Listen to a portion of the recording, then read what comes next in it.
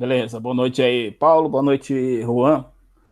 A gente vai começar aí a nossa aula de hoje, dando sequência do que a gente começou a ver na semana passada, em que na semana passada eu estava falando da questão das proteções, né? Que eu comentei sobre os disjuntores, curva de atuação do disjuntor, só que não só tem o de a proteção elétrica, né? De um projeto em geral, né? Eu vou fazer uma pergunta, porque como eu estou em projetos, como esse módulo é projetos elétricos, eu fico um pouco na dúvida se de vocês perceberem que estão repetindo um pouco de instalações elétricas prediais. Então, eu vou perguntar de vocês, eu acredito que a maioria já deve ter visto esse módulo, se lá em projeto industrial, se vocês viram dimensionamento de tomada, dimensionamento de cabo, essas coisas aí. Disjuntores, DR, DPS, se vocês chegaram a ver isso aí lá nesse módulo de instalações prediais. Sim, foi visto. Então, beleza.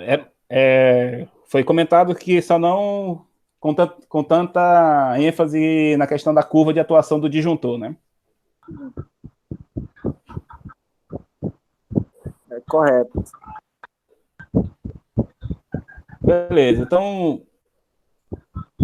Então dando sequência aqui, né, para a gente não esquecer do que a gente já viu, nós vimos os pré-requisitos, né? Estamos em parte de proteção elétrica, onde a gente já viu os disjuntores e as curvas de atuação.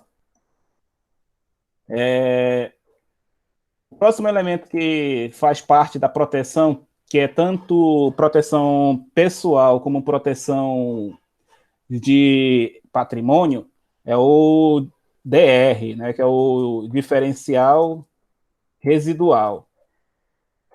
E o outro que também é muito utilizado é o DPS, que é o dispositivo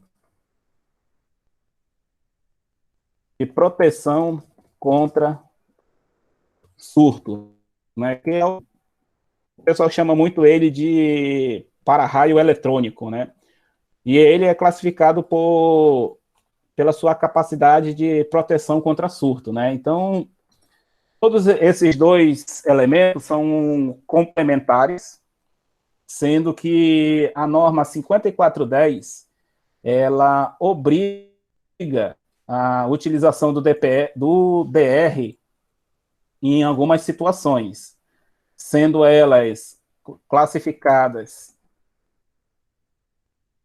como áreas molhadas, aí aqui entra cozinha, lavatório, banheiras e principalmente chuveiro elétrico.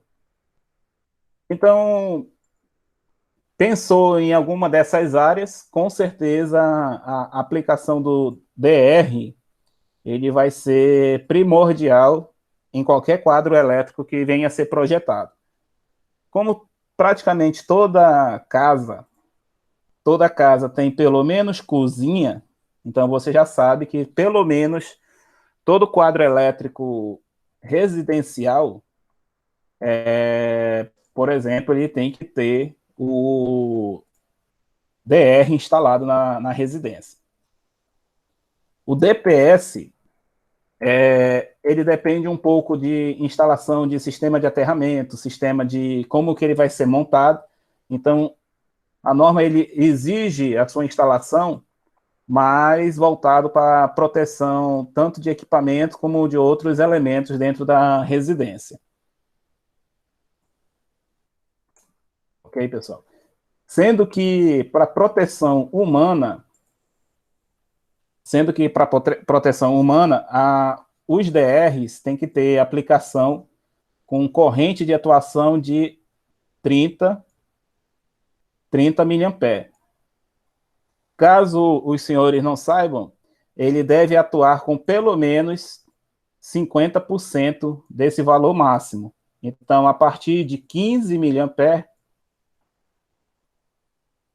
esse DR ele já tem que estar desarmando ou começando a atuar. Ok, pessoal? Então, isso daí são as proteções complementares. As proteções complementares em que todo quadro elétrico tem que ter. Então, do ponto de vista de projeto elétrico em instalações residenciais, nós vamos ter três proteções básicas: os disjuntores, DR e DPS. Como é que a gente vai identificar esses elementos, né, dentro de um projeto elétrico? Através de simbologias. Então, a gente vai utilizar alguns símbolos que existe na NBR 5444. Ela é de 1989. Apesar dela estar atualmente cancelada, ou seja,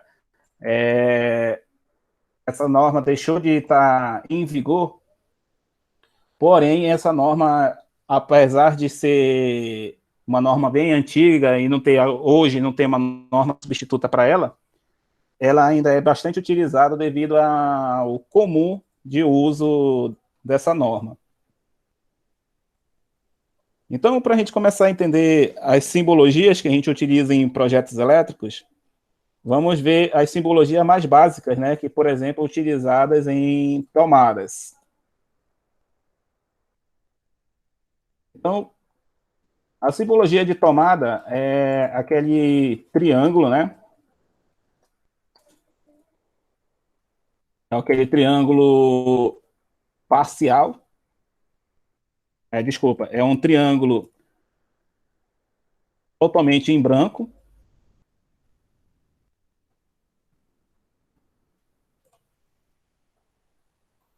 Tem este modelo. Existe o modelo que é parcialmente preenchido.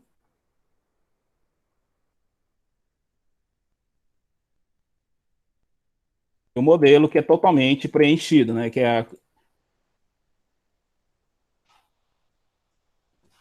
são esses três modelos que nós utilizamos. Em projetos elétricos, nós vamos ter alturas padrão. Então, a tomada classificada como tomada baixa, ela vai ter uma altura em relação ao piso acabado de 0,30 centímetros.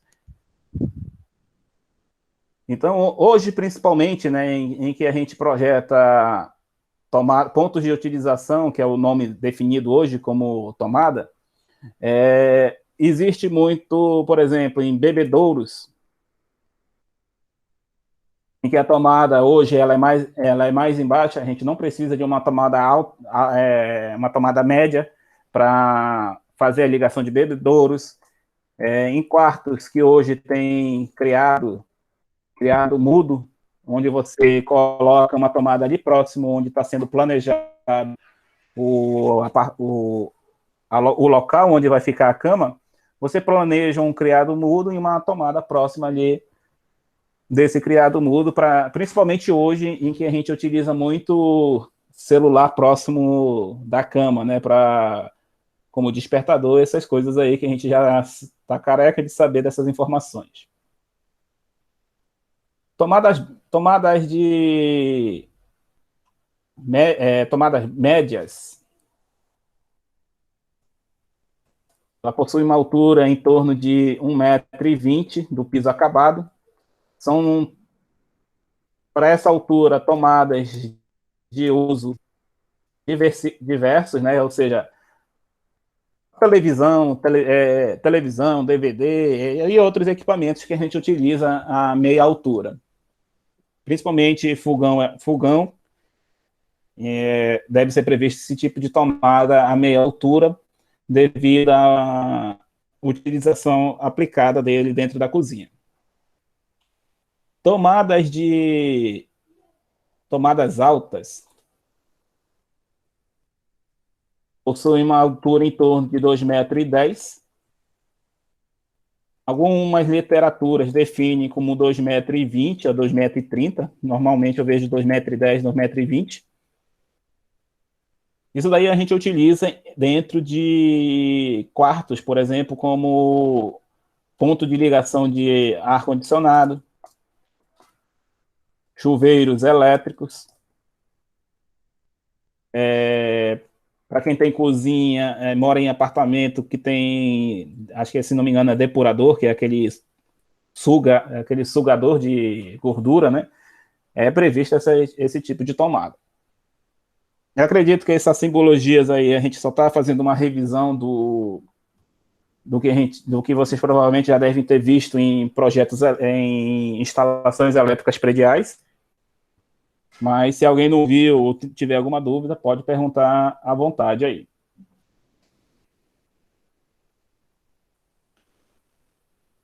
Então, para tomadas, nós temos essas definições aí. Temos outras definições agora voltado para iluminação. Você não vai passar as 220 não, porque essas no caso são 127. Como assim? As Essas definições tomadas, de essa brilho. representa. Porque no caso, no projeto, ela fica como vermelha. Ela não vai ficar no preto. Não, não. Em projetos, eu vou já chegar nesse ponto.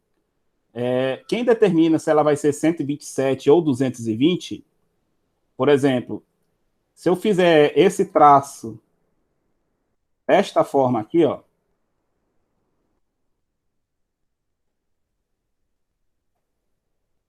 esse aqui representa neutro e esse aqui representa uma fase.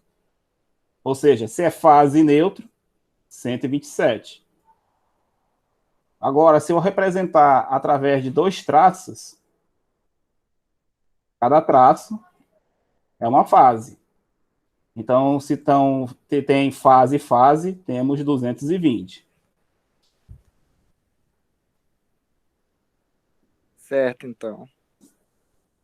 Ok? Vamos já chegar aí nesse ponto aí, que é... Estou falando apenas das simbologias primeiros, né? Aí a gente vai já entrar aqui nesse tocante aí.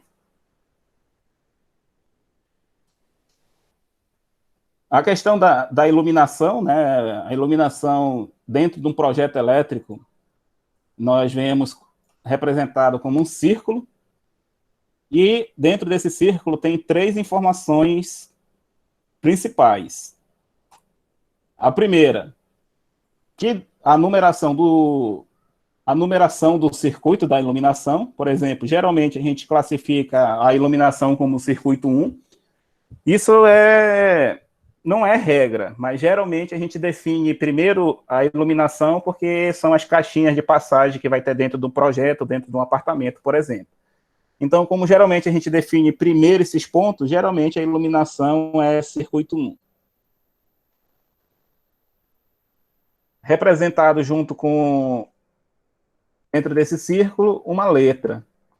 O que essa letra quer dizer? A gente pode ter 2 pontos de iluminação dentro de um quarto. Então, se eu acionar um interruptor, então eu tenho que saber se esse interruptor vai ligar as 2 lâmpadas ao mesmo tempo ou se vai ser uma lâmpada de cada vez. Então, se dentro do projeto eu tenho letra A em 2 pontos de iluminação, isso significa que quando eu ligar essa lâmpada, as 2 vão ligar ao mesmo tempo. Se eu, em vez dessa letra B, essa letra A, eu tiver uma letra B, significa que eu tenho 2 interruptores, um para a lâmpada A e outro para a lâmpada B. Por último, né, nós temos a potência que essa lâmpada está consumindo, né, o ponto que essa iluminação está sendo utilizada. Então, temos lâmpada de 100, lâmpada de 60 watts, lâmpada de 40 watts, de 20 watts e por aí vai. Ok, pessoal? Tranquilo? Tranquilo? Dúvidas? Por enquanto ainda está a revisão de instalações elétricas ou alguém ainda não estava recordando disso daí? Ou está diferente do que vocês viram? Pode se sentir à vontade também em falar isso aí.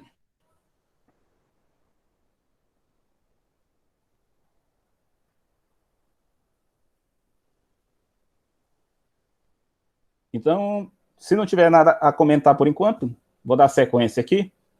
E como é que eu represento o principal, né, da iluminação, o interruptor? Né? Sabemos que uma ligação por eletroduto é representada por uma linha e um interruptor para essa situação de duas lâmpadas é aquele interruptor com uma divisão no meio, né? Então, nós temos o interruptor do circuito 1 acompanhado da letra A, e nesse caso, que são duas lâmpadas diferentes, acompanhado da letra B. Então, esse interruptor, que é representado por um círculo, é interruptor duplo, que liga no circuito 1 a lâmpada A e a lâmpada B de formas independentes.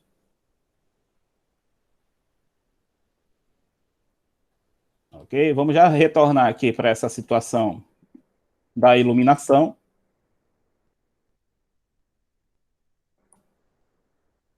E vamos falar sobre a questão da alimentação, ou seja, o que a gente vai efetivamente utilizar para ligar essas tomadas, ligar a nossa iluminação dentro da residência. Existe uma simbologia muito utilizada para representar neutro, fase, terra e retorno de lâmpada. Então, para essas simbologias, nós temos o que simila muito uma letra L com a perna mais esticada, né? Essa representação aí é da simbologia, é a simbologia de neutro.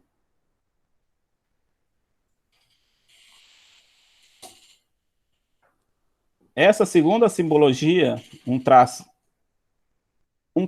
atravessando do início ao fim essa linha, é a representação da fase.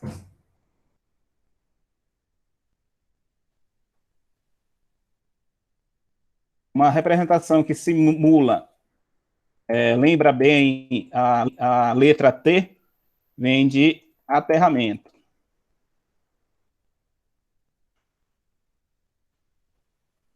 E um traço apenas representando a metade, né, do que seria uma fase, é o que a gente chama de retorno. Tranquilo, pessoal? Ou alguém ainda tinha alguma dúvida, algum questionamento sobre essa parte? Tranquilidade da minha parte.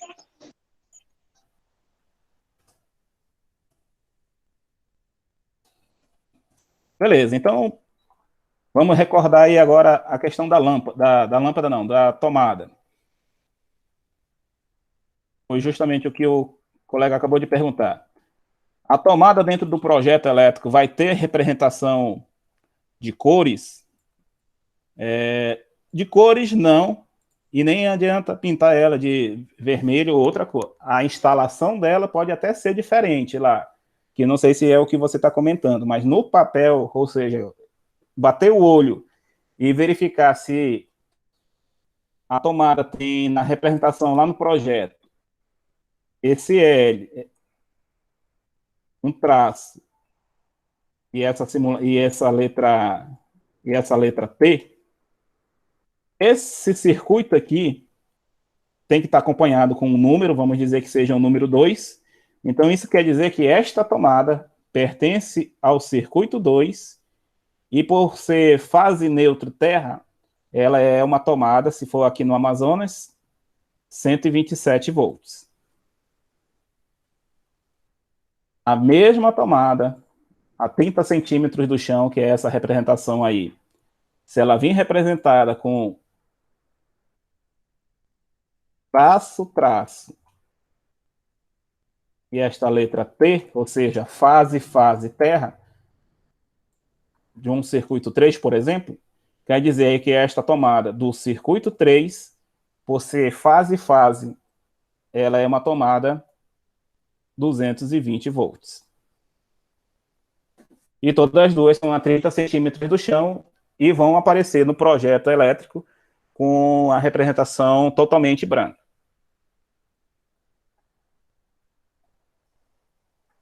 Ok, pessoal? Tranquilo essa parte?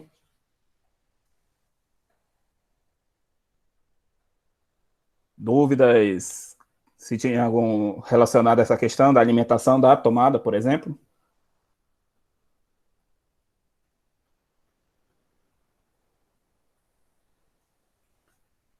Não tendo perguntas ou dúvidas, vou dar sequência aqui e vou retornar aqui para a questão da lâmpada agora, que é o que eu estava comentando agora há pouco.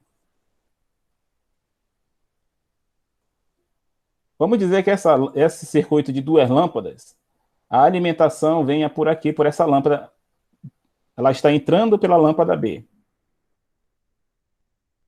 Então, só para a gente recapitular aí, eu preciso energizar essas lâmpadas e, como a gente já sabe, né, quem faz a interrupção lá no interruptor é da fase. A gente nunca vai fazer interrupção do neutro. Então, sabendo disso, essa alimentação neutro e fase que está vindo de um quadro geral, por exemplo, tem que vir representando o número 1, que é para justamente saber que essa iluminação é do circuito 1. A fase, ela vai para o interruptor. E aqui, a partir do interruptor, nós vamos ter o quê? Dois retornos. Para a gente saber representar isso no projeto, vamos ter, de novo, o número 1, que é para saber que esta fase é para este interruptor do circuito 1, e que o retorno AB, ou seja, cada traço de retorno representa uma lâmpada. Como o neutro já está na lâmpada B, e o retorno B vai ficar por aqui, só resta para a lâmpada A o neutro e o retorno da lâmpada A. E a representação vai ser 1A.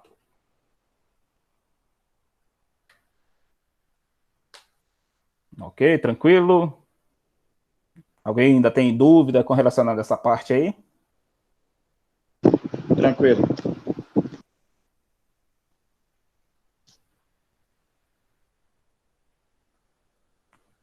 Então, beleza, pessoal. Então, basicamente, isso aqui é só uma revisão aí de instalações prediais, né? Que vocês com certeza já devem ter visto.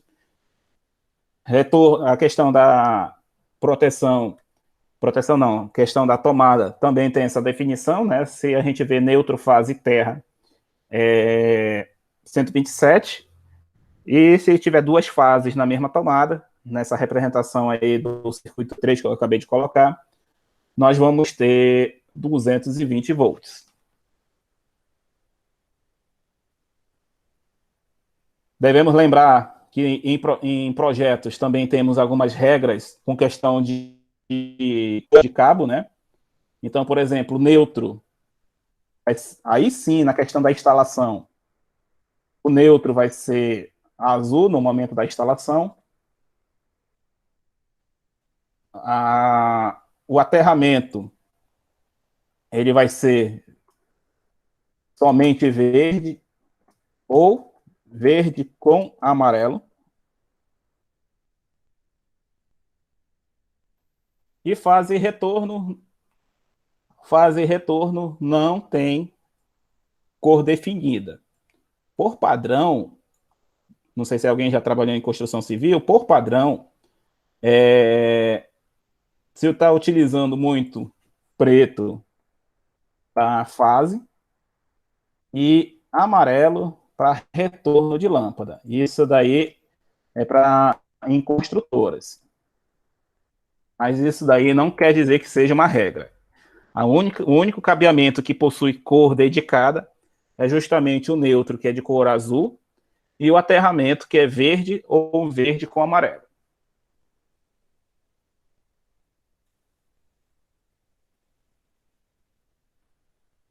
Beleza, então, pessoal. Essa daí são os pré-requisitos, né, para a gente olhar um projeto e entender o que o projeto está dizendo. E agora vamos para o ponto principal da questão da definição de projetos elétricos, que é justamente o primeiro passo a saber, que é o que a gente chama de levantamento de carga, em que esse levantamento de carga ele visa saber mais ou menos o que você vai precisar para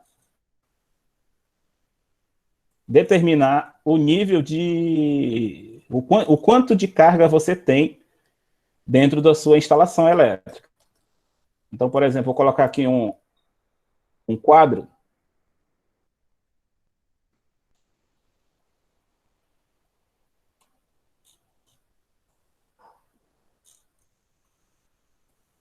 Vocês chegaram a ver em instalações prediais esse quadro de levantamento de carga?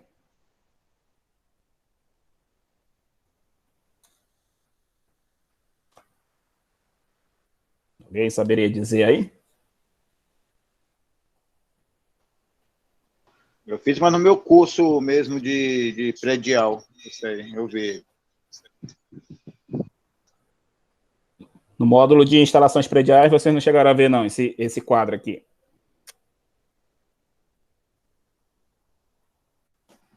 Não que eu não participei desse módulo.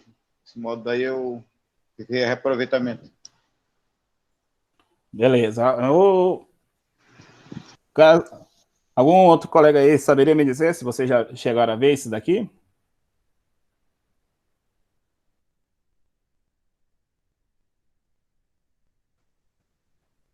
Beleza, independente de a gente ter visto antes ou não, a gente vai fazer algumas observações com questão a esse levantamento de carga para a gente começar a ver os nossos projetos elétricos aí. Todo levantamento de carga, esse quadro aqui em PDF eu vou disponibilizar no nosso grupo do WhatsApp depois que eu finalizar essa aula. Nós vamos ter algumas coisas a observar nesse quadro. Primeiro, sempre vamos definir a quantidade de circuitos que nós vamos precisar.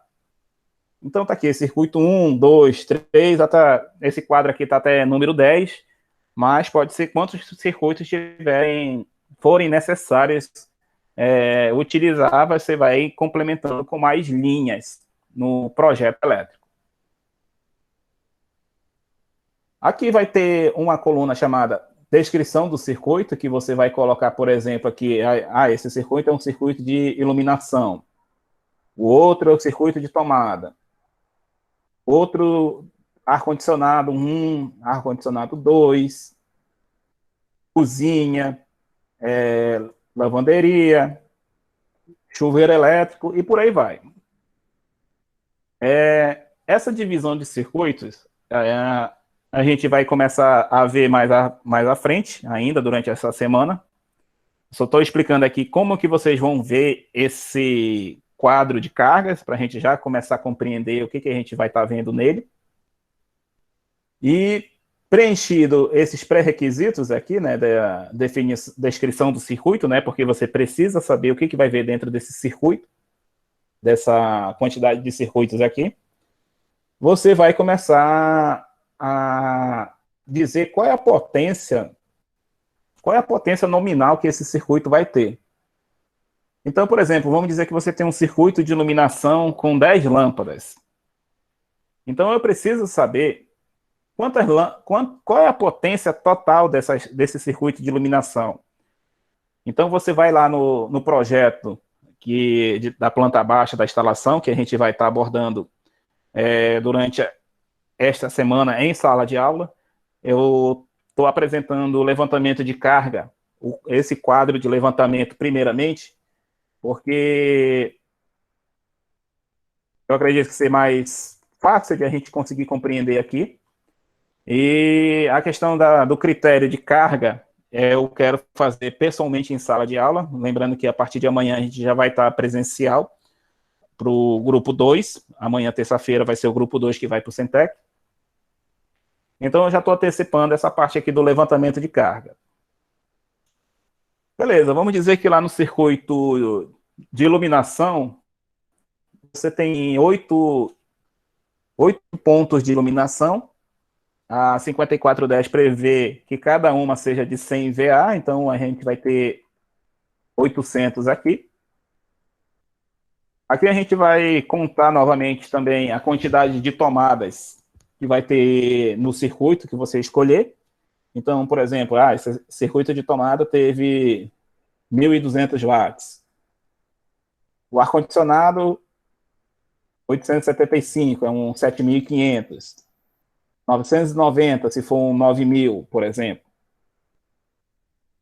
Cozinha, vamos colocar 2.100. Lavanderia, 600. E o vilão das instalações elétricas, que é o chuveiro elétrico, né? Ele vai ter em torno de 5.000, um chuveiro elétrico de potência razoável. Então, o vilão das instalações elétricas, que é justamente o chuveiro elétrico, ele que é o responsável pelo dimensionamento de disjuntores de proteção geral de valores bem elevados. Por exemplo, se você tem uma casa que não tem chuveiro elétrico, uma casa considerada simples, quarto, sala, cozinha, um ar-condicionado, tomadas de uso geral e lavanderia. Então, somando tudo isso daí, você vai ter um disjuntor geral em torno de 32 amperes, 40 amperes, dependendo da carga que tiver. Só o chuveiro elétrico, né? A gente vai fazer um abre aspas aqui embaixo. Vamos fazer uma simulação aqui de um chuveiro elétrico de 5.000 watts. Então, se eu estiver utilizando ele 127 volts, a corrente nominal deste chuveiro elétrico vai ser em torno de 39,37 amperes. Ou seja, praticamente um cabo, dependendo da instalação, se ele tiver agrupado com outros cabos, mas praticamente um cabo variando entre o cabo 6 milímetros, que se não me engano vai até 41 ou 42, e dependendo da distância, essas outras coisas que tiver sendo influenciado, isso daí pode ser até um cabo 10 milímetros na sua instalação. Por isso que quando eu faço um projeto de instalações elétricas, e eu já sei que vai ter um chuveiro elétrico, eu recomendo que seja feita essa instalação do chuveiro em 220, que aí eu vou ter 22,72 amperes para um chuveiro também de 5.000 watts. Se eu não considerar outros critérios, né, aqui pode ser um cabo 4 milímetros que me atenderia com folga sem problema nenhum, enquanto no 127 seriam 6 a 10 milímetros, dependendo dos critérios de queda de tensão e distância. Essa foi então a questão do exercício, né, professor? Positivo. Então, vocês estão observando, né, que o chuveiro elétrico com tensão 220, ele vai me refletir na economia da escolha do cabeamento.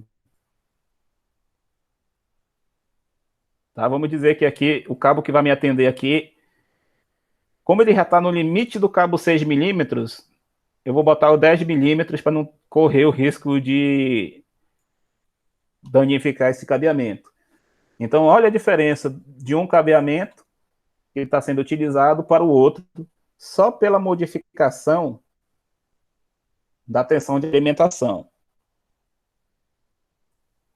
Ok, pessoal? Por isso, voltando aqui para o nosso quadro, por isso que todo quadro de levantamento de carga, ele precisa vir indicado que tensão que você vai utilizar para o seu circuito.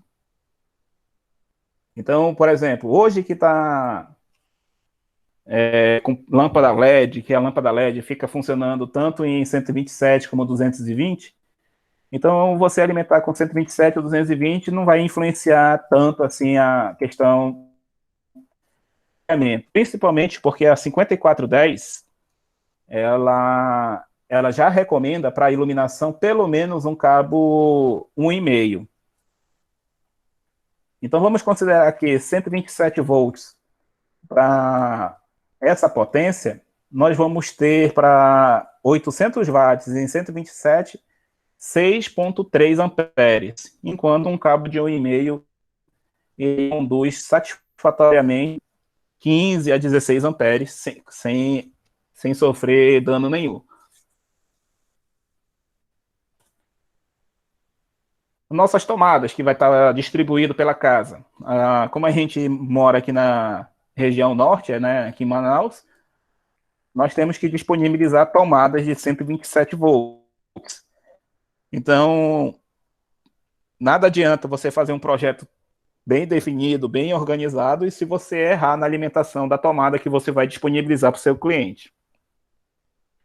Então, todos esses circuitos aqui, você precisa definir a tensão de alimentação, ok? Vamos dizer que esse ar-condicionado de 990 watts seja um split, então vai ser 220. Se vai ter na cozinha, vai ser 127. O lavatório, 127. E como eu acabei de comentar agora há pouco com vocês, o chuveiro elétrico, né, vamos optar por 220.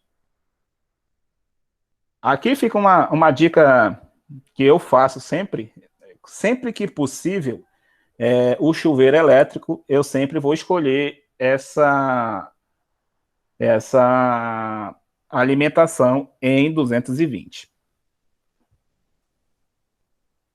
Ok, pessoal? Vou fazer a pergunta novamente, né? Se alguém está em questão de dúvidas ou ainda não tinha visto essa forma de montar esse quadro, nunca viu esse quadro, está tendo alguma dúvida nesse exato momento, pode perguntar ele novamente. Está sempre aberto para perguntas. Professor?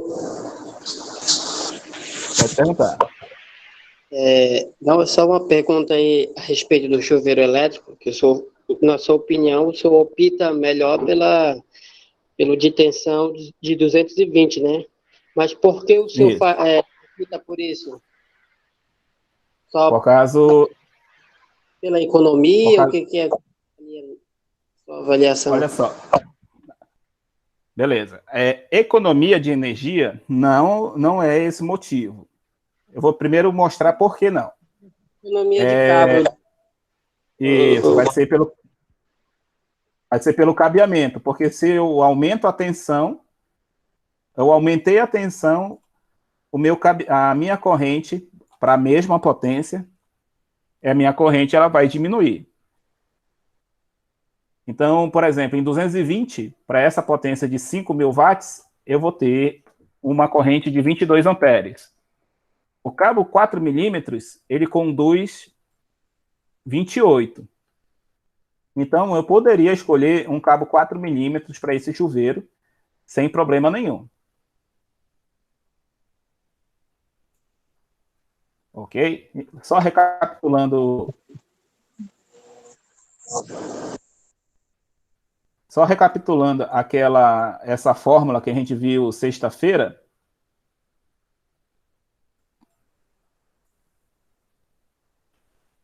Só recapitulando essa fórmula, a nossa corrente aqui, ó, 22,7. É a corrente do circuito que eu estou projetando.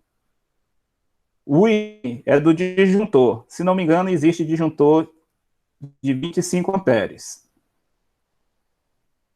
Então, estou atendendo o critério de ter uma proteção próximo ao valor do meu circuito. E o cabeamento, se eu disse que 4 milímetros é aproximadamente 28 a 32 amperes, então esse circuito estaria corretamente projetado, baseado nessas informações que a gente está levando em consideração.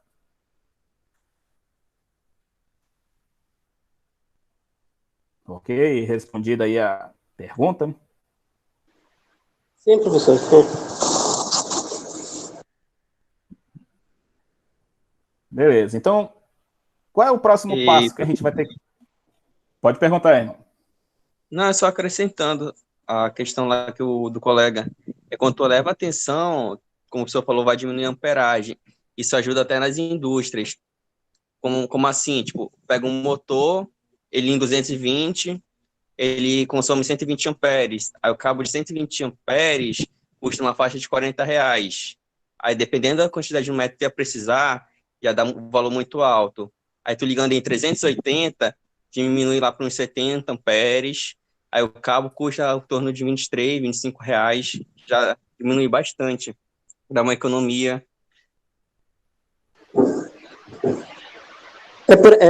Nesse sentido que eu perguntei mesmo, assim, o principal, no caso, seria pela economia, assim, no cabo, né? Positivo, porque... Também com o exemplo que o Caio deu, ficou bem mais claro ainda. E outra, né, que tem a economia do cabo e tem a economia do disjuntor, né, que você sabe que quanto maior for o valor do disjuntor, né, 50 amperes, 60 amperes, maior vai ser o valor do disjuntor também. Aí também, como o senhor falou, disjuntor, a contactora vai ser bem menor.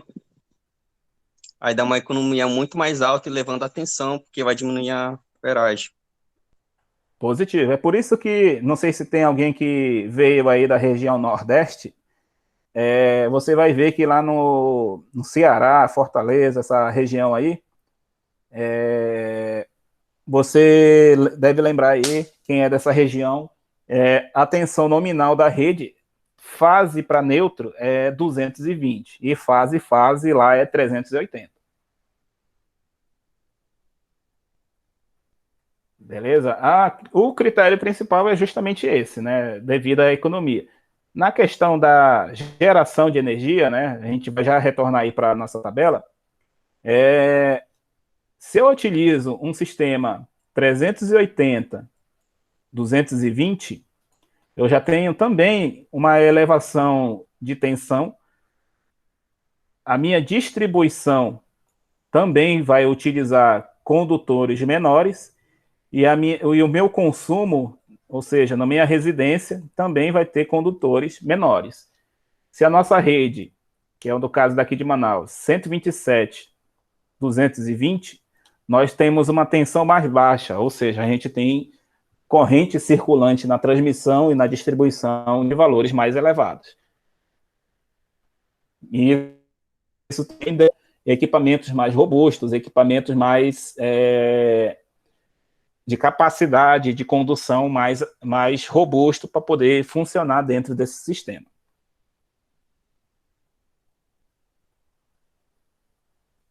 Beleza, pessoal? Então, vamos dando sequência aqui. O principal critério, né? A principal referência para nosso dimensionamento vai partir, então, da corrente nominal que a gente vai utilizar em cada circuito. Aqui a gente vai fazer uma consideração aqui. Lembra que o nosso cálculo de potência sempre vai ser tensão vezes a corrente vezes fator de potência.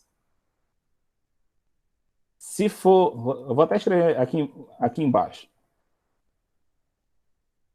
Vou apagar isso aqui.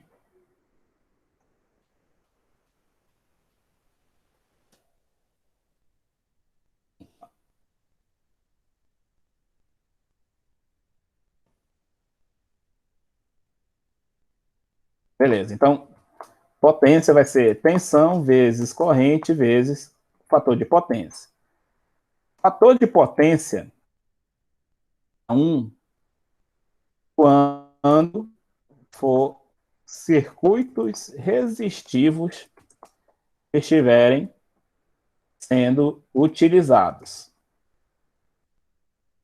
O que a gente tem de circuito resistivo dentro de uma residência, por exemplo?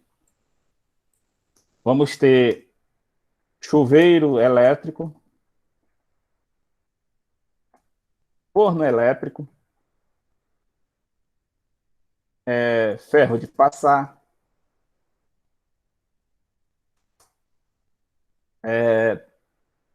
o que utiliza muito aí pelas mulheres, chapinha. Aquilo ali tudo é um circuito resistivo. Então, quando nós vamos utilizar esse tipo de circuito, a nossa fórmula para cálculo da corrente, esta fórmula é calcular a corrente, que vai ficar desta forma aqui, né?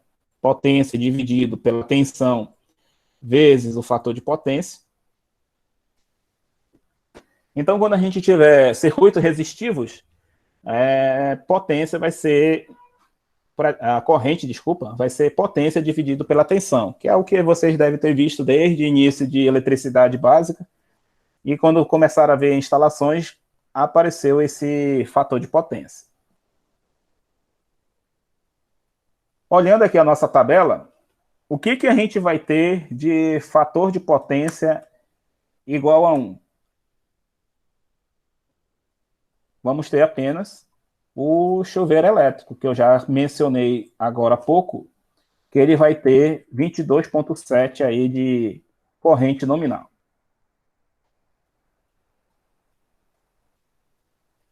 E os outros circuitos? Os outros circuitos, vocês podem observar que os outros circuitos, como iluminação, tomada, ar-condicionado, dentro da cozinha vai ter equipamentos como liquidificador, pode ter sanduicheira, pode ter outras coisas, mas vocês percebem que quase todos estes circuitos vai ter parte de motores, né? Por exemplo, dentro do ar-condicionado vai ter o motor do compressor, motor do ventilador. Na lavanderia vai ter a máquina de lavar, que com certeza tem um motor de... vai ter um motor de rotação, de agitação lá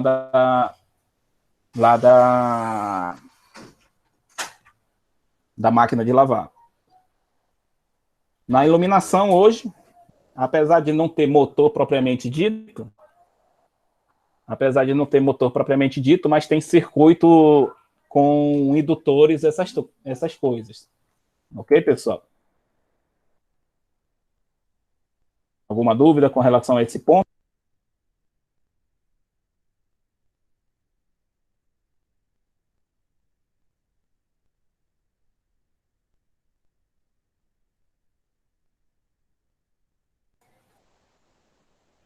Então, pessoal, vamos dando sequência aqui.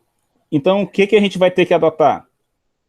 Então, esse fator de potência, para esses circuitos, vamos ter que adotar fator de potência, conforme a concessionária nos recomenda, 0,92 nos nossos cálculos. E quando é que a gente vai utilizar isso daí? Quando houver equipamentos que utilizem cargas reativas.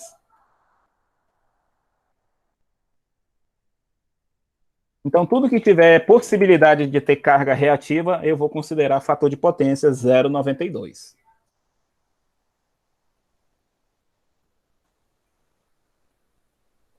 Ok, pessoal? E a fórmula vai permanecer a mesma.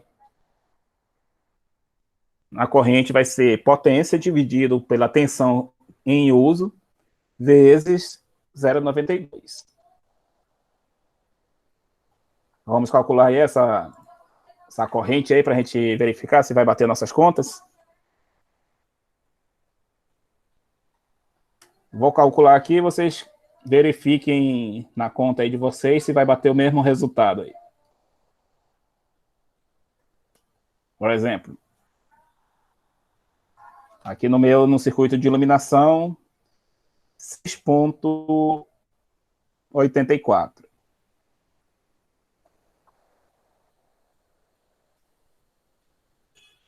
Vou fazer o preenchimento das demais linhas e vocês conferem se vai bater o mesmo resultado aí.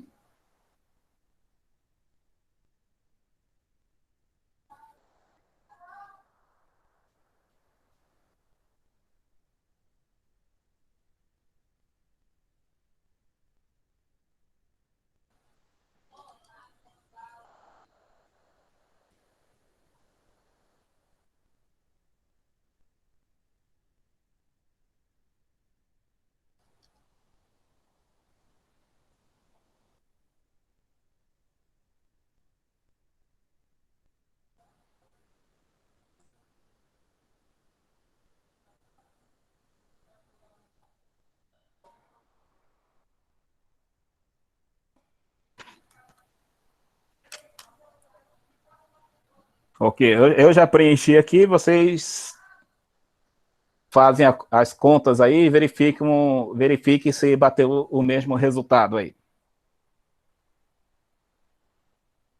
E me avisem aí para dar sequência aí nessa explicação, e se alguém não achou algum resultado, me avisem aí que eu faço a explicação sem problema nenhum.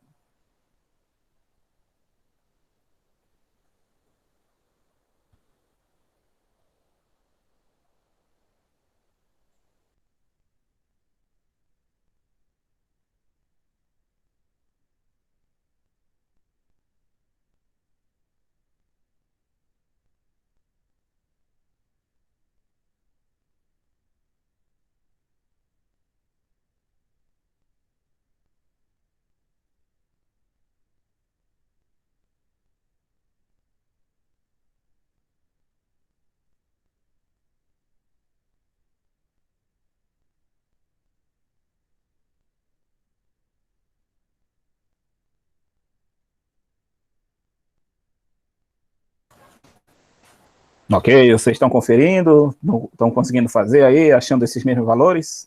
Ou alguém não conseguiu achar esses mesmos valores aí?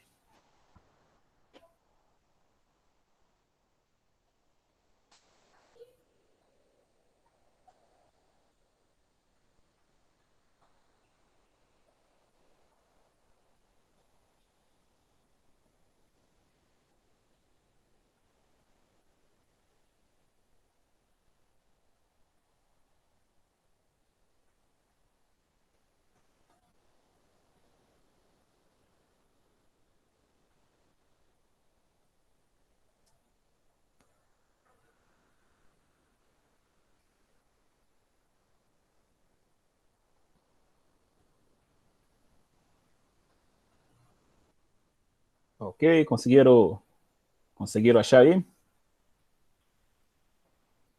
Posso dar sequência?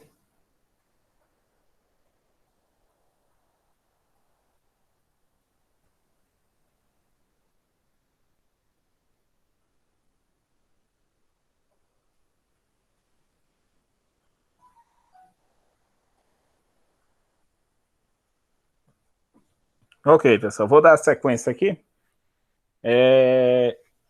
Até então, o que a gente fez aqui? Nós definimos os nossos circuitos, né? Então, essa casa vai ter um circuito de iluminação, tomada, 2 ar-condicionado, cozinha, lavatório, e também vai ter o circuito do chuveiro elétrico. Vamos ter, dentro desse circuito, tensões de alimentação 127 e 220. Podemos também definir a potência que nós vamos utilizar. Nesse caso, nós vamos ter potência não, desculpa, nós vamos ter a corrente que iremos utilizar final, que vai ser calculada através da potência, né, utilizando a fórmula da potência com o fator de potência agregado. E lembrando que o fator de potência ele vai ser colocado igual a 1 circuitos resistivos e igual a 0,92 quando nós tivermos circuitos com tendência de carga indutiva. Então, sempre que tiver carga indutiva, nós vamos considerar fator de potência igual a 0,92. Ok, pessoal?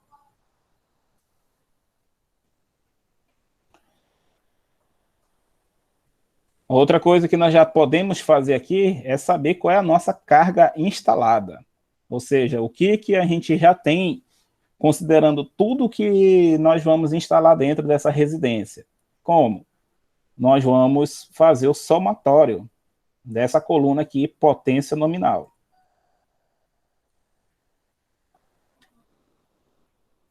Então, somando 800, 1.200, 875, 990, 2.100, mais 600, mais 5.000, nós vamos ter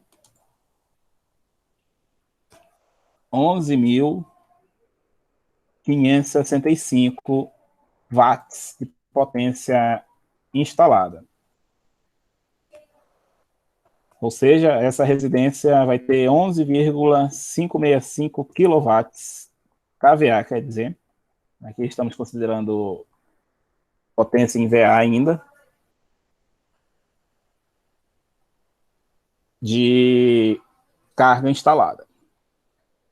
Eu estou procurando aqui na norma da concessionária daqui da Eletrobras Amazonas Energia, uma tabela que ela mostra a faixa de consumo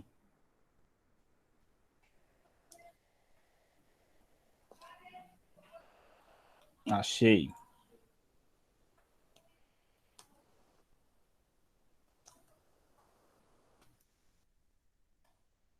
Um minutinho que eu já estou colocando aqui.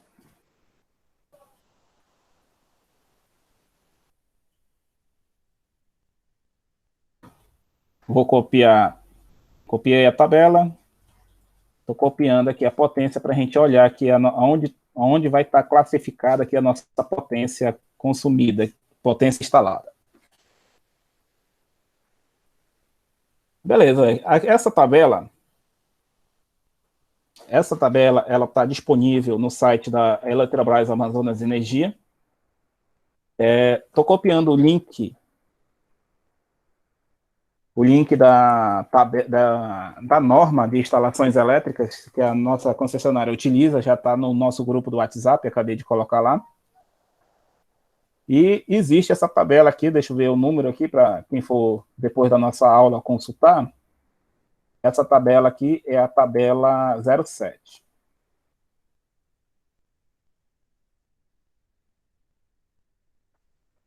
Ok? Então, quem for consultar a norma já está lá no grupo. E aqui nós vamos ver algumas coisas aqui com relacionado à nossa carga instalada. Então, vamos ver aqui quais são essas observações aqui. Levando em consideração a carga instalada, nós vamos ver que esse circuito aqui, ó, de 11,56 kVA, ele vai estar dentro dessa faixa aqui, ó. Vou circular em vermelho aqui, ó.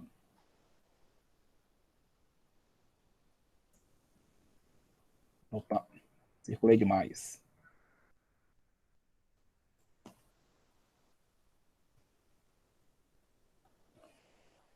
Beleza, então o que ele está dizendo aqui? Que essa esse consumidor, ele está dentro da ligação bifásica.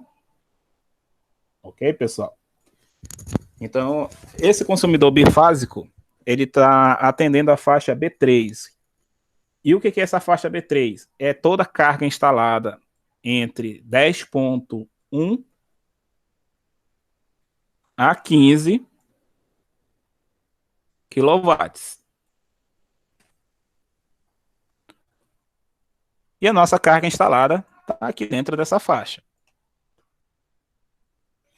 Então, o que é essa tabela 07, ela já nos traz de informação? Primeiro,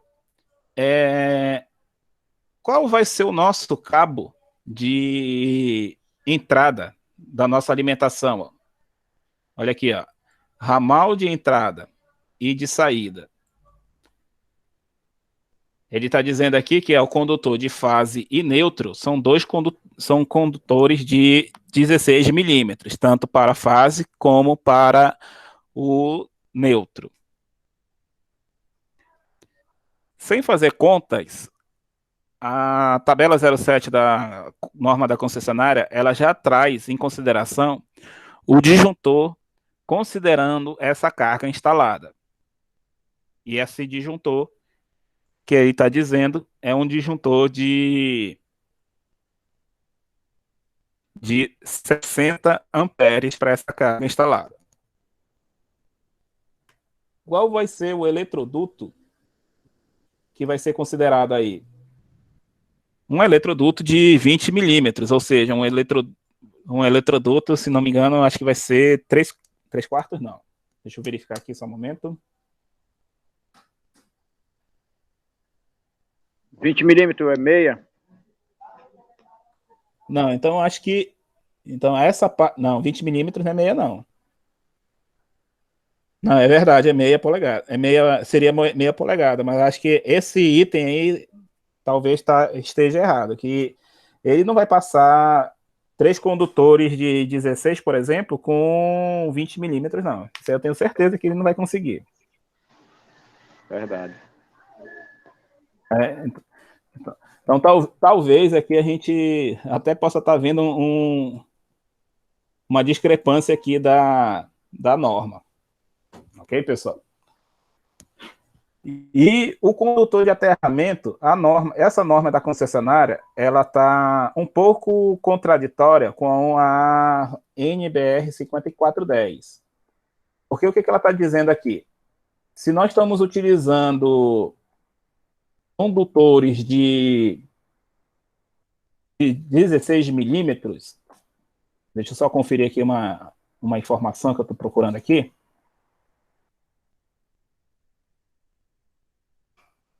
Se ele está utilizando condutores de 16 milímetros, a 5410, essa informação que eu estou procurando aqui, ela recomenda que todo cabo que for até 16 milímetros, acabei de encontrar aqui, todo cabo que for menor que 16 milímetros, estou colocando aqui para vocês também terem esse conhecimento, existe na 5410 essa informação aqui, ó. Seção mínima do condutor de proteção. Seção dos condutores de fase. Qual é o nosso condutor que a gente está escolhendo aqui, ó? Um condutor menor ou igual a 16 milímetros. Está batendo com o que a concessionária está recomendando, ó. Pode observar aí. E a 5410, que é a norma de instalações de baixa tensão, ela recomenda a seção mínima o condutor correspondente ao que a gente está utilizando, ó. Ou seja, o nosso condutor fase neutro e terra, todos os condutores 16 milímetros, a gente seguindo a norma da 5410.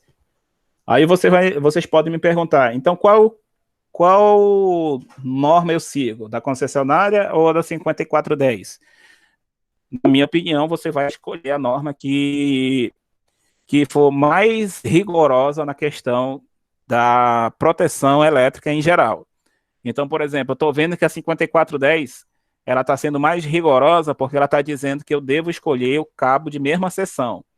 E a concessionária de energia está me mandando escolher um cabo de menor seção. Qual seria o melhor cenário? Escolher todos os cabos de mesma seção, que aí você vai ter garantia de não estar descumprindo a própria 5410, que é a norma de referência de instalações elétricas.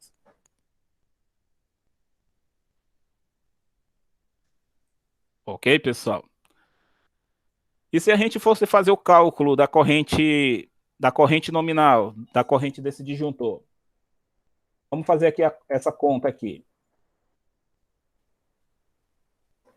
Nós temos 11.565 dividido por 220, porque essa é a tensão que vai estar alimentando toda essa potência utilizada, né, toda essa potência instalada, dividido por 0,92. Fazendo essa conta,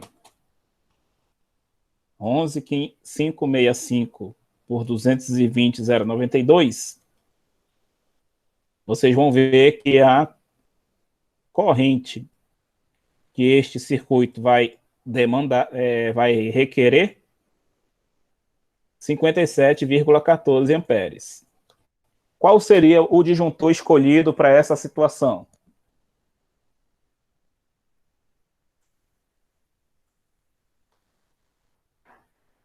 Para fazer a proteção disso aqui, o disjuntor de 60 amperes resolveria, que bate justamente com a recomendação da tabela. 60 amperes é aquele disjuntor NEMA, que é o disjuntor preto. Então, qual seria o nosso disjuntor correto? Escolhendo o disjuntor DIN, que é aquele disjuntor branco, seria o disjuntor de 63 amperes com um cabo de 16 milímetros.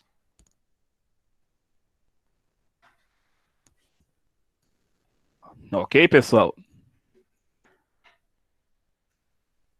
Dúvidas? Foi muito rápido?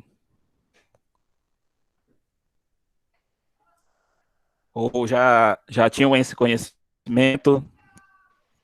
Deu para acompanhar o raciocínio, professor.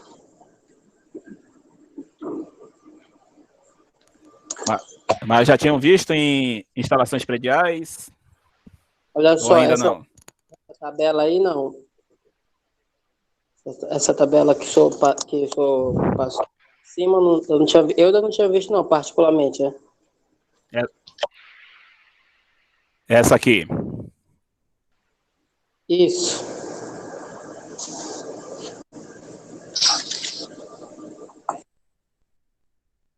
Ok, essa tabela aí, ela está à disposição de consulta pública dentro do site da Eletrobras Amazonas Energia.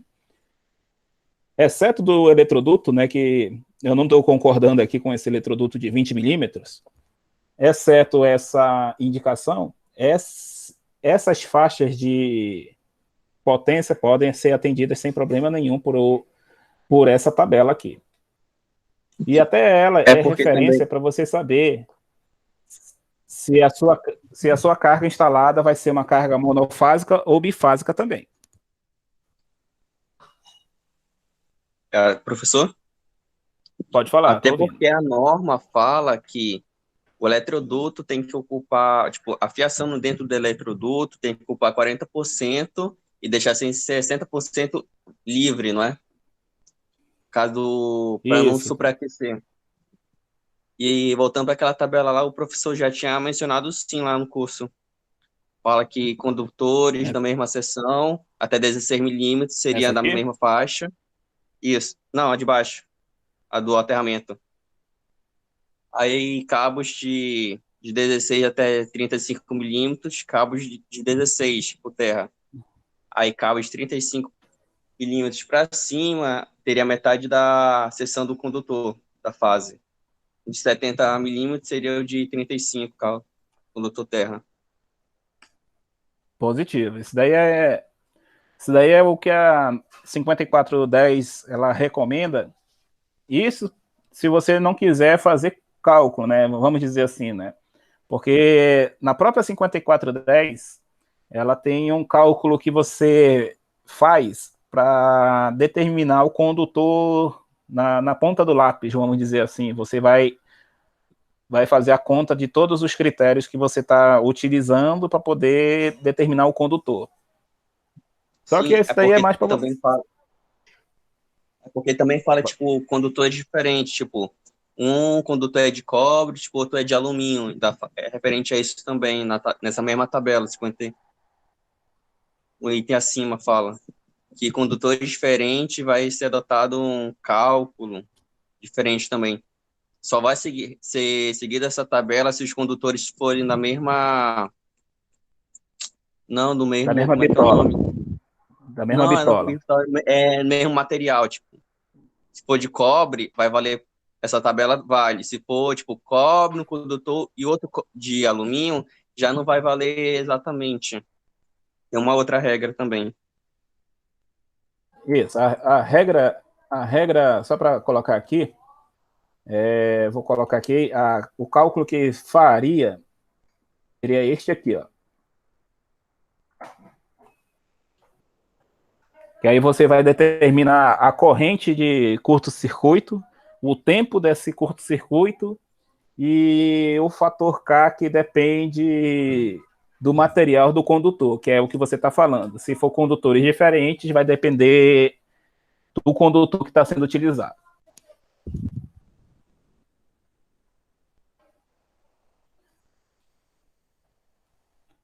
Ok, pessoal? Então, tudo isso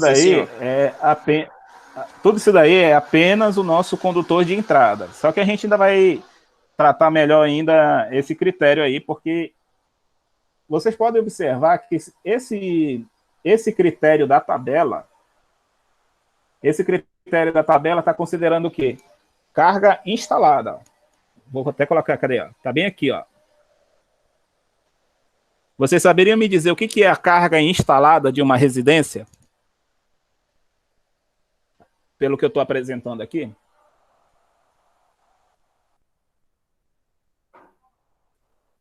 O que é uma carga instalada?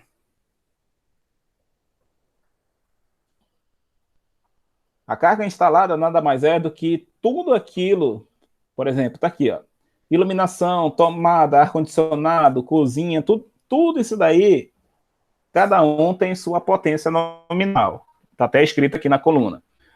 E a carga instalada é o somatório de todas as potências que você está utilizando,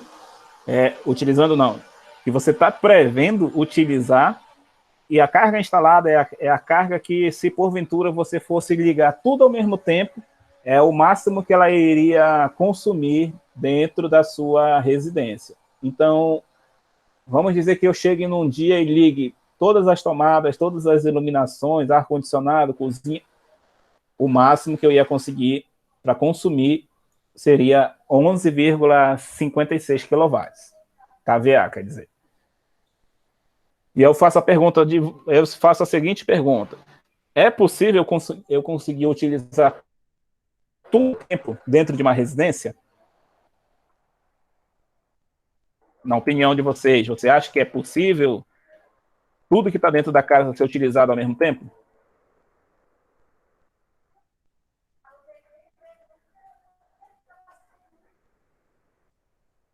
Provavelmente não, né? Porque, por exemplo, agora, de mais que a gente esteja nesse exato momento utilizando iluminação, quem tiver aí dentro de quarto está utilizando ar-condicionado, provavelmente está utilizando carregador de celular para estar acompanhando a aula, ou está usando notebook, se tiver notebook acompanhando pelo notebook.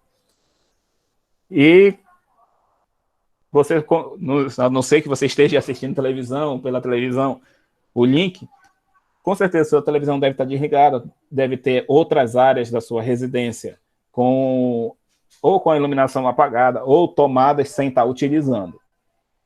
Então, mesmo de noite em que a tendência de utilizar a maior carga possível à noite, você não está com todas as tomadas sendo utilizadas.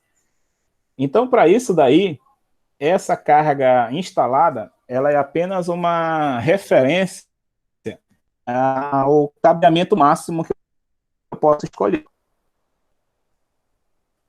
Ok, pessoal? Então, o que a concessionária faz? Retornando aqui para a tabela. Ela está considerando para os seus disjuntores e para a sua proteção elétrica, ela está considerando o pior cenário. Qual é o pior cenário? Você está utilizando tudo ao mesmo tempo. Então, para isso daí, agora eu vou apagar essa tabela aqui, eu vou escrever aqui algumas definições que vai nos atender aí nos nossos critérios e que fará parte aí da nossa vivência aí. Então, quando a gente tem essa situação de tudo ao mesmo tempo, nós temos o que a gente chama de carga instalada. Que nada mais é que é a potência máxima disponível a ser utilizada dentro de uma residência. Não vou nem colocar dentro de uma residência, não, dentro de um projeto elétrico.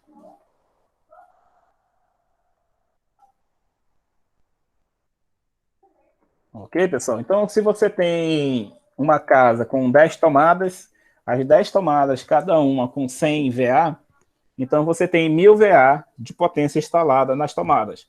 Mas não quer dizer que você vai utilizar as 10 tomadas ao mesmo tempo. Então, para fazer esse projeto, nós podemos determinar a carga demandada. E nada mais é do que a potência que será prevista como consumo real. Ou seja, demanda que será efetivamente utilizada. Ok? Então, vamos dizer, você instalou 10 tomadas e você vai utilizar talvez 6. Então, dentro das 10 tomadas, você tem uma demanda por 6. Então, você tem 10 disponível, é o máximo disponível que você pode utilizar dentro do seu projeto, mas a demanda que você tem é apenas de 6. Então, essa é a nossa definição de carga instalada. Demandada, desculpa. E isso daí a gente vai ver mais para frente para determinar o ramal de entrada. Ok? Alguma dúvida até aqui? Algum questionamento? Alguém, vou voltar aqui, alguém não concorda com a definição ou já viu essa definição alguma vez aí?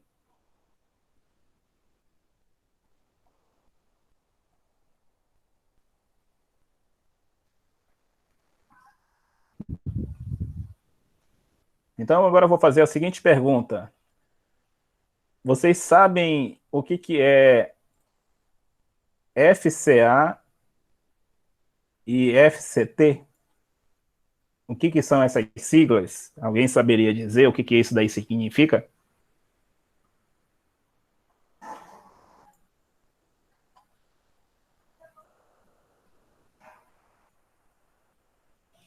Alguém teria uma ideia do que quer dizer essas siglas aí?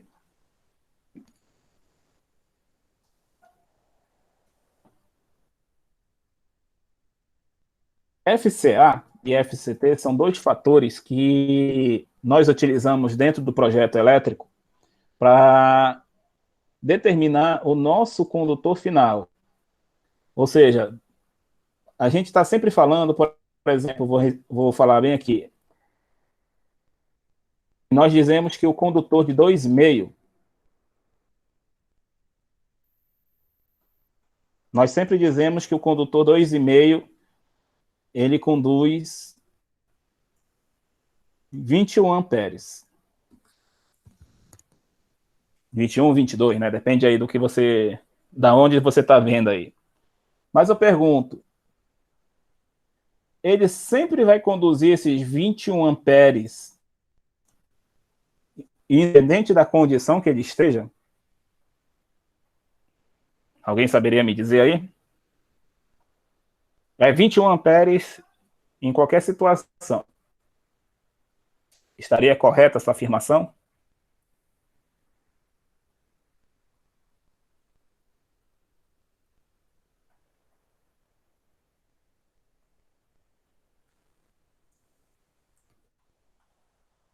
...21 amperes, o condutor de 2,5, ele vai conduzir esses 21 amperes em algumas condições. A primeira, quando ele estiver instalado em um circuito único. Como assim? Vamos imaginar que você tem uma instalação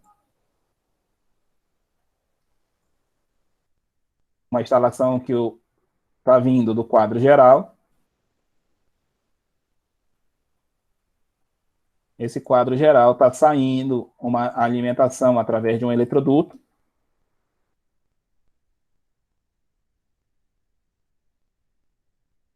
Esse eletroduto está alimentando uma única tomada, uma tomada de uso geral aí. De uso geral não, de uso específico. E dentro deste eletroduto, temos um cabeamento de neutro, um cabeamento de terra e um cabeamento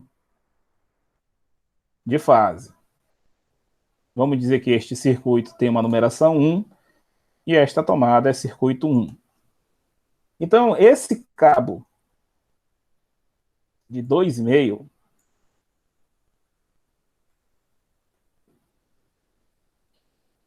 eu posso garantir nesta condição aqui que ele vai conduzir os seus 21 amperes sem problema nenhum.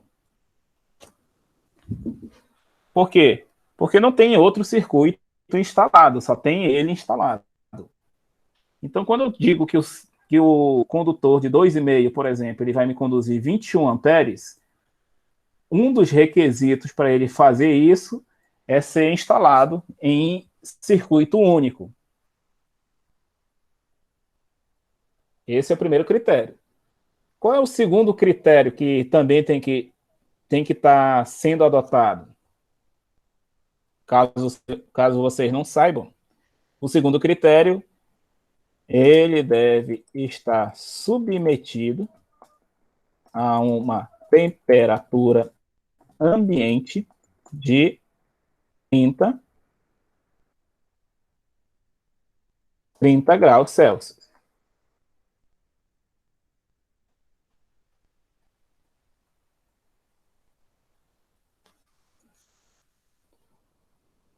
Ok, pessoal? Então, além de ser circuito único, além de estar dentro de um eletroduto sozinho, alimentando o seu circuito, ele tem que estar dentro de uma temperatura ambiente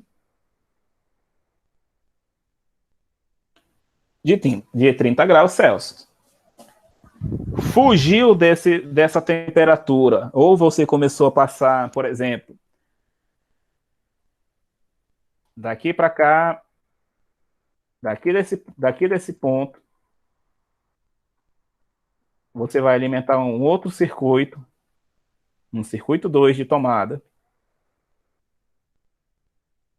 Esse circuito 2 tem fase neutra e terra.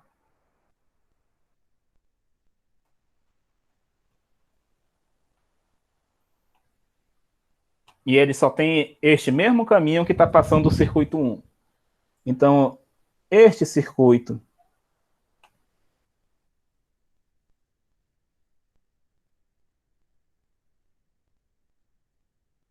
este circuito 2 também tem que passar junto com o circuito 1. Então, o que está acontecendo? O que está acontecendo exatamente dentro deste eletroduto? Eu passei a ter dois circuitos de alimentação. Cada circuito de alimentação vai para o seu circuito específico, ou seja, o circuito 1 vai atender as tomadas do circuito 1 que ele foi projetado, as tomadas do circuito 2 vai para atender as tomadas do circuito 2. Só que agora, o que eu tenho além disso? Eu tenho dois circuitos agrupados. Aí que vai aparecer um negócio chamado fator de correção de agrupamento.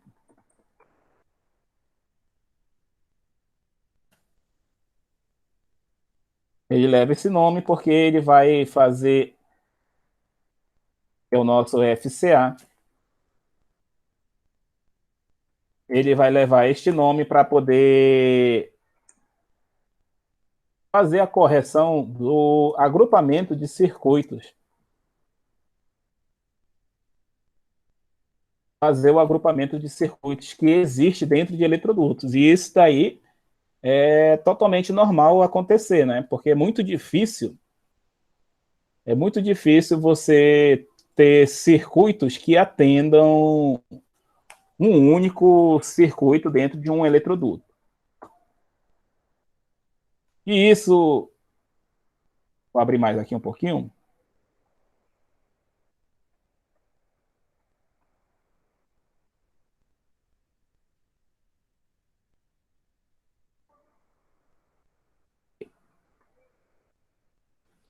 E isso também vai ter uma outra tabela. Ou seja, o que a gente mais vai ver durante esse módulo vão ser tabelas de normas de instalações.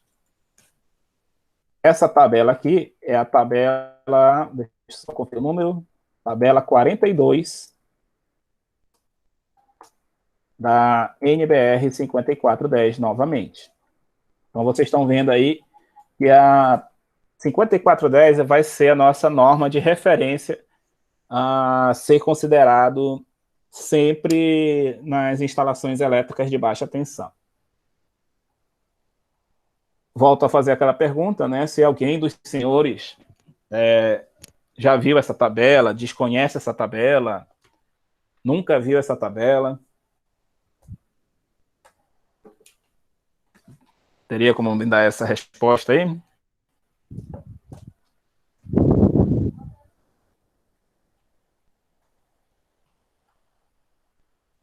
O que essa tabela leva em consideração?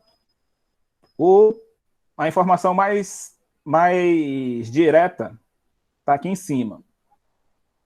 Número de circuitos, ou seja, se eu tenho 1, 2, 3 circuitos, ou número de cabos multipolares. O que seria esse cabo multipolar aqui? É aqueles cabos que a gente chama de cabo PP. Que existe o cabo e por aí vai. Ok? Isso daí seria um exemplo. E qual seria a outra informação que nós vamos ter aqui? Tabela dos métodos de referência. O que seriam esses métodos de referência? Como esse cabo está instalado. Se está dentro de eletroduto, se está dentro de uma eletrocalha, se está dentro de uma prumada elétrica, se está dentro de seja lá o que for. Existe uma tabela de referência que a gente vai estar vendo durante a semana, dizendo como você vai instalar esse cabeamento. E qual é a melhor situação? Qual é a situação? Quando você tem apenas um circuito. E aonde é que a gente vai utilizar a referência? Geralmente, a tabela 42, a gente vai utilizar a referência 1. Por que nós vamos utilizar a referência 1? Porque olha aqui o que ela de forma de agrupamento dos condutores. Em feixe, ao ar livre, ou que é no caso, embutidos em conduto fechado. O que seria esse conduto fechado? O eletroduto, o conduíte, embutido dentro da parede. Então, explicando esse pré-requisito, o melhor cenário seria se cada eletroduto tivesse apenas, porque aí o fator de correção seria igual a 1. Aqui começa a entrar um pré-requisito de projeto elétrico que a gente tem que começar a observar essa tabela para a gente saber como que a gente vai instalar o nosso circuito. Vocês estão lembrados porque eu utilizei 220 aqui no chuveiro elétrico? Utilizei 220 para poder diminuir essa corrente nominal, né? E o que eu vou fazer agora no fator de agrupamento? Se eu colocar esse circuito dividido com outro, o que vai acontecer? Vamos ver aqui a tabela 42.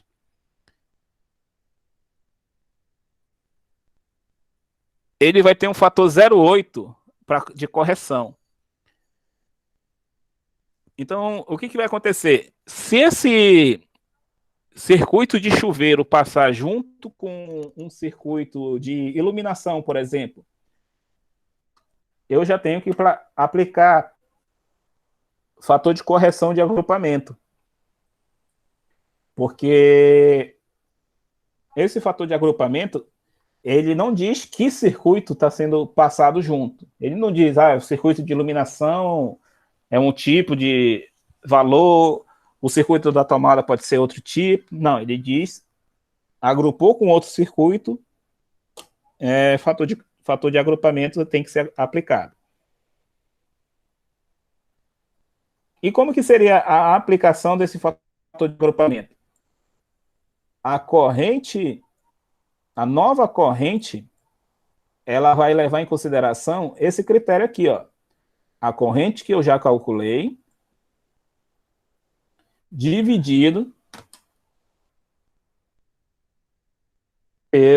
pelo fator de correção de agrupamento. Antes que algum colega se manifeste, aquele que vai ter o FCT aqui mais na frente, né? Vou tratar isso daqui mais depois. Vamos falar só no FCA. Olha o que vai acontecer com esse condutor. Lembra que isso daqui a gente escolheu um cabo 4 milímetros. Então, vamos colocar 22,7 e eu passei um outro circuito, ou seja, 0,8. Então, divide por 0,8. 22,7 dividido por 0,8 vai me resultar em 28,37 amperes. Se eu olhar só esse cabo, só essa corrente de referência, eu já estaria no limite do cabo 4 milímetros. E vamos ver a nossa regra aqui, ó. Se esse condutor vai ser um cabo 4 milímetros, e eu já estaria na condução máxima dele, provavelmente eu já não escolheria mais o cabo 4 milímetros. Eu teria que escolher um cabo que consiga conduzir com folga, que seria um cabo 6 milímetros.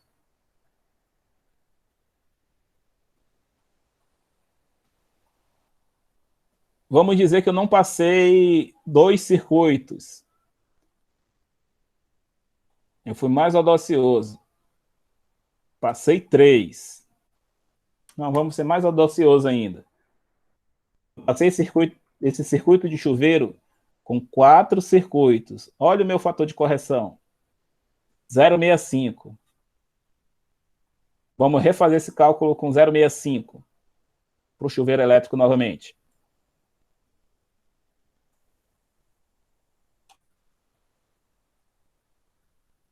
(22,7) dividido por 0,65, né? Eu estou dizendo que eu passei ele com quatro circuitos juntos.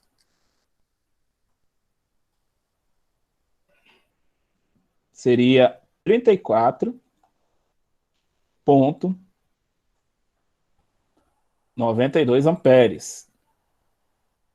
Aqui ainda seria um cabo de 6 milímetros, estaria me atendendo ainda perfeitamente.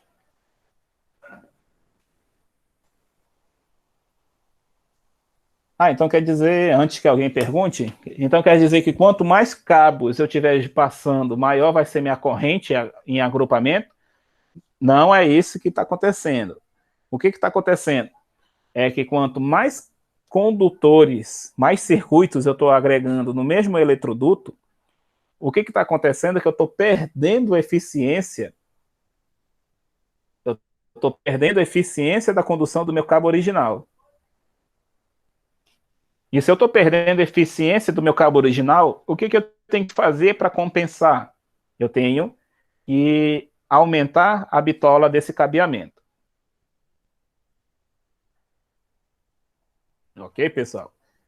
Então, levar em consideração o fator de agrupamento é levar em consideração quantos circuitos você vai passar no mesmo eletroduto.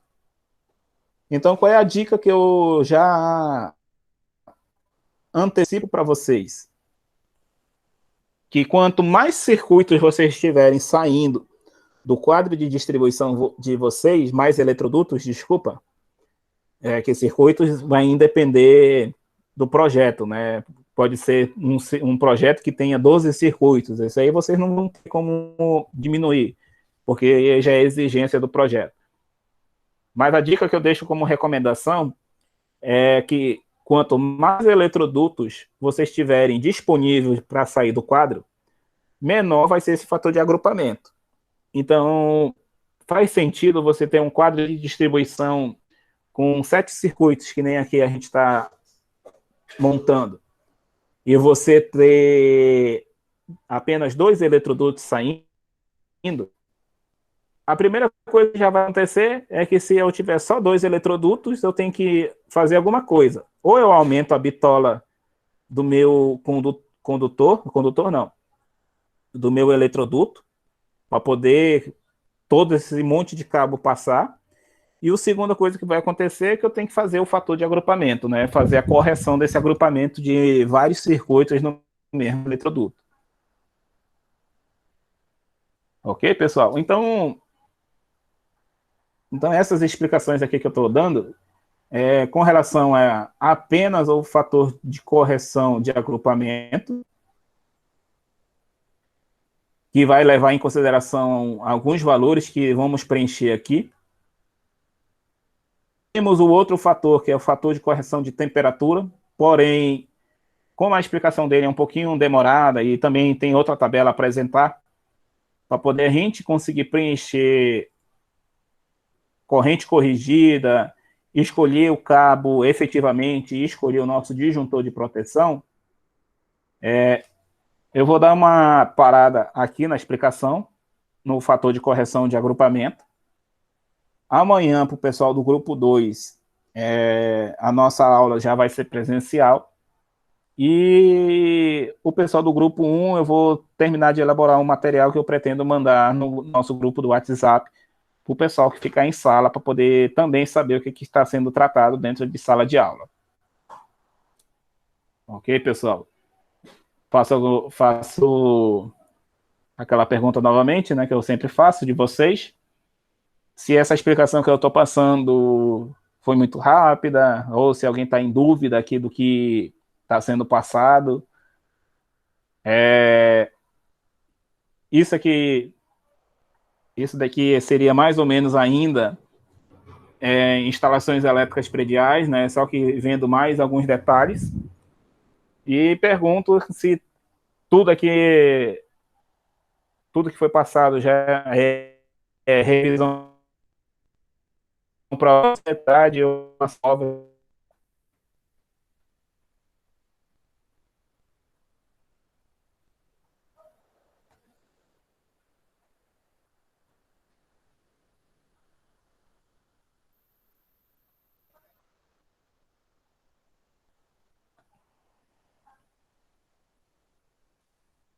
Tudo aqui todo mundo já está sabendo.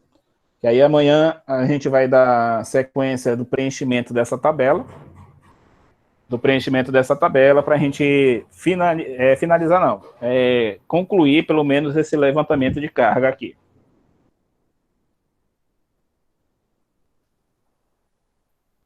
Ok, pessoal? Vou fazer a parada aqui dessa gravação, que conforme eu comentei, eu vou parar na explicação do fator de agrupamento, no fator de agrupamento, e amanhã eu dou sequência na explicação do fator de correção de temperatura.